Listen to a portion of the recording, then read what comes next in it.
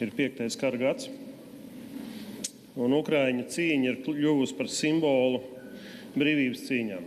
Faktiski jau 5. gadu notiek lielākās brīvības cīņas 21. gadsimtā pasaulē. Un tas ir simbols brīvībai.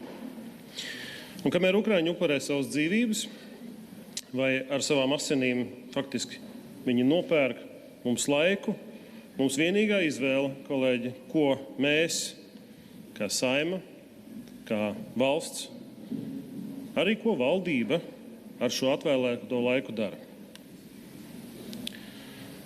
Vai veido uzticību sabiedrībā, vai to grauj.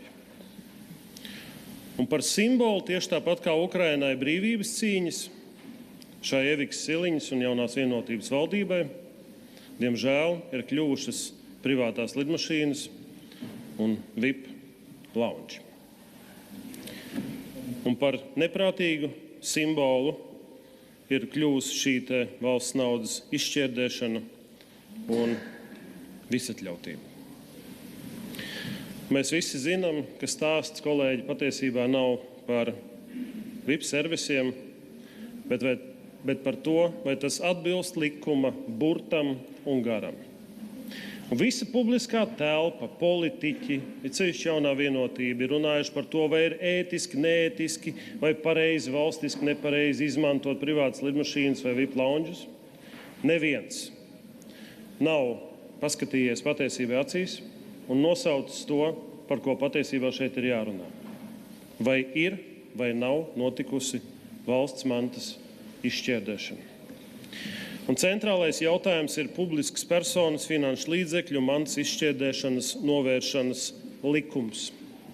Tā ir mēraukla tam, vai ir pareizi vai nepareizi šādas lietas izmantot, un kad tas ir vietā, un kad tas ir nevietā. Un šī likuma 3. pants skaidri nosaka, ka pienākums liederīgi rīkoties ar finanšu līdzekļiem un mantu ir tāds, ka publiska persona, kā arī kapitāla sabiedrība rīkojas ar finanšu līdzekļiem un mantu liederīgi. Šis ir atslēgas vārds. Proti, 3. panta 1. daļa rīcībai jābūt tādai, lai mērķi sasniegt ar mazāko finanšu līdzekļu un mantas izlietojumu. Šeit ir visa sāls un būtība visā šajā skandālā par privātām lidmašīnām un par VIP launžiem. Nevis par to, vai tas ir normāli vai nenormāli, bet par to, vai attiecīgos mērķus sasniedz ar veselo saprātu, vai tā ir vienkārši lieka greznība un izšķērdība. Publiskajā telpā varēja redzēt, kā azartiski parādās virsraksti pēc tam, kad ir nākusi klajā informācija, ko publicē Citskovs kungs, kurš arī ironiskā kārtā lidoja vieni un cietumā sēdēs cits. Ja? Viņš publicēja informāciju par šīm VIP zālēm. Un Evikas Siliņas rīcība bija kāda? Meli. Viņi uzreiz momentāli paziņoja, ka viņi ir gatavi Citskovs kungu sūdzēt tiesā. Pēc tam atklājās, ka tā nav viena VIP zāle par 4000, ka tā ir norma, tādas bijušas desmitiem, un tie ir 10 000 eiro, kas ir izlietoti. Tātad tā ir ikdiena, nevis izņēmuma gadījuma. Un azartiski parādās virsraksti, VIP zāles pakalpojums izmantojuši arī politiķi no apvienotās saraksta, stāsts ir par mani, Edvards Miltēnu, un no ZZS par Daigu Mieriņu. Tā liecinot aģentūras Leta rīcībā esošā informācija. Jautājums, no kurienes var būt informācija par Saeimas komandējumiem, ja Saeima vēl gatavoja informācijas apkopojumu tajā brīdī, lai iesniegtu pieprasījumu komisijai? No ārlietu ministrijas, draugi, un no vēstniecībām. Un vēstniecību darbinieki, lai gan ļoti klusi un pakļauti ārlietu ministrijai, bija neizpratnē par šādu administratīvo resursu izmantošanu. Un ministra Baiba Braže azartiski iesaistas šādā kampaņā, izplatot azartiski šo informāciju. Tikai kur ir problēma? Tajā, kas ir izplatīts no ārlietu ministrijas, faktiski, kā mēs noskaidrojam, ir rakstīts, ka apvienotā saraksta līdzpriekšsēdētājs Edvards Smiltens laikā, kad ieņēmis Saeimas priekšsēdētāja amatu 2023. gada 11. janvārī, dodoties tranzītu vizītē uz Ukrainu caur Poliju, kopā ar vēl citām personām, tostarp Rihardu Kolu, Nacionālās apvienības, Raimondu Bergmani, apvienotais saraksts, Andris Prūdu no Progresīvajiem un Jāni Skrastiņu no Jaunās vienotības, izmantojis lidostas VIP pakalpojumus, izmaksas bijušas 700 polijas zlotu par personu, kopumā sasniedzot 12 915 zlotus, jeb aptuveni 3042 eiro bez pievienotās vērtības nodokļa.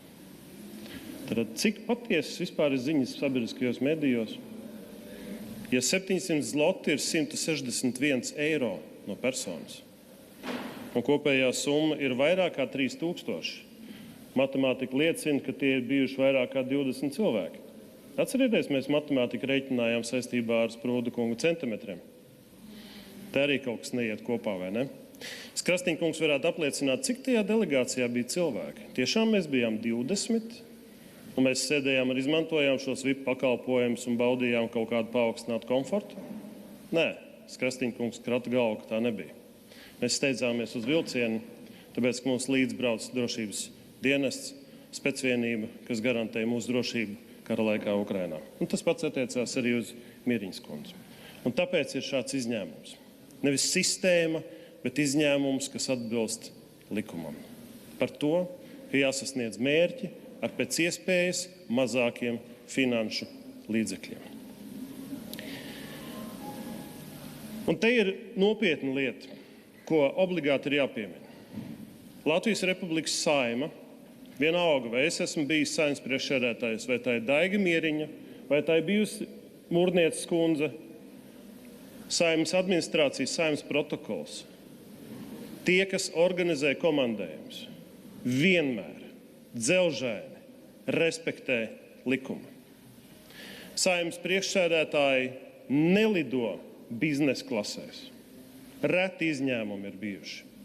Nelido biznesa klasēs. Neizmanto VIP zonas lidostās.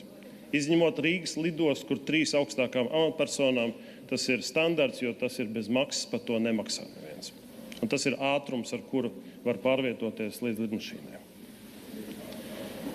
Bet publiskajā telpā ir ieviests jauns standarts, ka, ja pieķer, ka lieto masveidā pa miljoniem privātas lidmašīnas vai VIP zāles, tad ievelk tajā visā, šajā gadījumā arī Saeimu, vienu komandējumu un vienu Polijas zāli par 161 eiro, pielīdzinot premjerei un pasakot, ka tā ir norma. Nē, kolēģi, tā nav norma. Un Saeima vienmēr izmanto ekonomisko klases lidojumos, un šādi paaugstināti pakalpojumu servisi ir tikai tad, kad citādāk nevar un to var pamatot. Citādi tā ir izšķirdība. Ir vēl kāda institūcija, kas ir ievilkta šai stāstā absolūti nepamatot. Tas ir Valsts drošības dienests. Arī komisijas vadītāja Bērziņas kundze teica, ka komisija esot noskaidrojusi, ka tā nesot nekāda privilēģija, bet standarta nodrošinājums. Viss tiek padarīts par normu. Vienalga, vai izsaucienu budžeta sēdes laikā no premjeras, tagad tā ir jaunā politiskā kultūra. Lidot privātām lidmašīnām, tas ir normāli. Lietot VIP zāles, tas ir normāli. Tad jaunais standarts, standarta nodrošinājums. Jo drošība esot jānodrošina premjerei. Es jums pateikšu, kā bijušais Saeimas priekšsēdētājs, un es pieņemu, ka Mieriņas kundze to apstiprinās.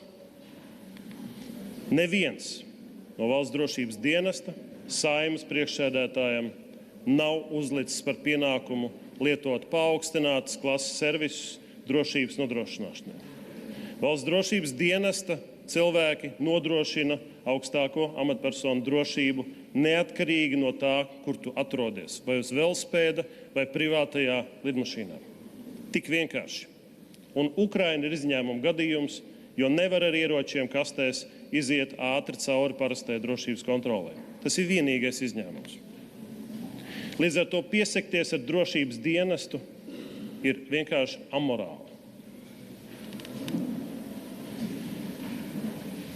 Un, cienījamie kolēģi, tas nav stāsts par vienas partijas vai premjera reputāciju, uzticamību vai šī cilvēka likteni. Tas kopumā sagrauj institūcijas, Latvijas politisku sabiedrisko vidi un ticību mūsu valsts pamatiem un nākotnē. Visatļautībai, bezatbildībai un izšķērdēšanai ir ļoti tālajošas sekas. Kā mazi meli par privātām lidmašīnām un VIP zālēm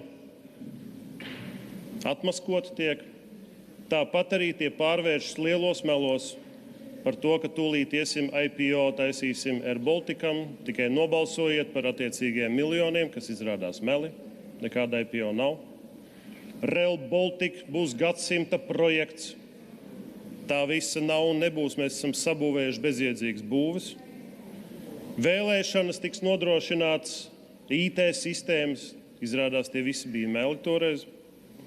IT karteļi, dronu sienas un avīzes ar uzrakstiem droša Latvija Eiropā. Kolēģi, ir vienkārši jāatzīst, karalis ir pliks. Un tas ir jāpasaka. Un cilvēki Reizeknē un Latgalē, mēs ar Jurviļu bijām vēl otrdien tur, ir vienkārši šokā, jo viņi sapratuši, izrādās tas, kas tika teikts, kas ir, tā vienkārši nav. Tās ir bijušas pasakas un uzticība ir pamatīgi sagrauta ar šo visu. Un to, kolēģi, izmanto populisti. Tādēļ jau tepat zālē vai arī cilvēki aiz durvīm ir tie, kas piedāvā turpmāk valstī mums būt katram pašam par sevi. Izņemam visas savas pensijas nākotnes, sagraujam līdzinējo pensiju sistēmu, padaram Saeimu par gadījumu raksturu nodarbu, ko veicam brīvajā laikā no pamata darba, pēc loterejas principu ievēlam nākamās Saeimas un tam līdzīgas idejas. Totāla valstiskuma erozija un degradācija. Pēc būtības mēs saprotam, ka šīs dzīves ir beigušās un ilūzijas un pasakas vairs nav pasakas, bet pārvērtušās citā žanrā, proti par traģēdiju. Un ir iestājusies skarba realitāte. Un šodien Saeimai ir iespēja šeit tam visam pielikt treknu, simbolisku punktu. Ne tikai šai neaptveramajai izšķērdībai, visatļautībai un bezatbildībai, bet iespējams mēs esam viena liela vēstures posma laikmeta beigu liecinieki un cita laikmeta sākumā. Kā teica bīskaps Boļislavs Sloskāns, ne jau ienaidnieki iznīcina tautu, bet tauta pati sevi, kad morāle pagrimst. Bet visiem mums ir iespēja to atzīt un pieņemt lēmumu mainīties. Šis balsojums ir, kolēģi, arī par jūsu sirdsapziņu un par jūsu nākotni. Paldies!